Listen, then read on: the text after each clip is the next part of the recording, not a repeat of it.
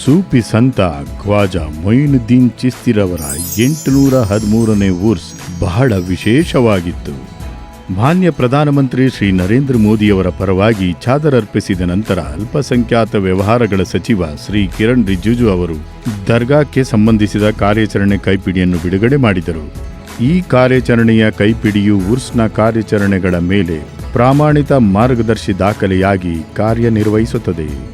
ಚಾದರ್ ಅರ್ಪಿಸುವ ಸಂದರ್ಭದಲ್ಲಿ ಶ್ರೀ ಕಿರಣ್ ರಿಜಿಜು ಅವರು Dargah Khwaja Saheb DKS Suvidha mobile app ಮತ್ತು ವೆಬ್ ಪೋರ್ಟಲ್ ಅನ್ನು ಸಹ ಬಿಡುಗಡೆ ಮಾಡಿದರು.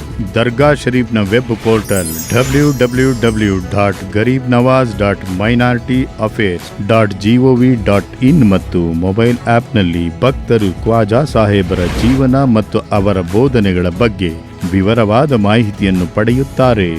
ಈ ಆಪ್ ದರ್ಗಾ ಸಂಕೀರ್ಣಕ್ಕಾಗಿ ಸಂವಾದಾತ್ಮಕ ನಕ್ಷೆಯ ಸೇವೆಯನ್ನು ಸಹ ಒದಗಿಸುತ್ತದೆ.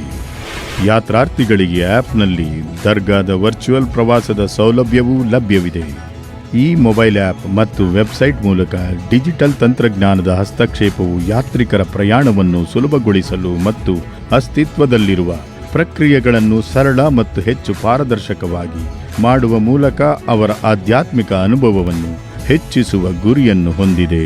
ಪಾಲುದಾರಿಕೆಯಿಂದ ಭಾಗ್ಯೋದಯ.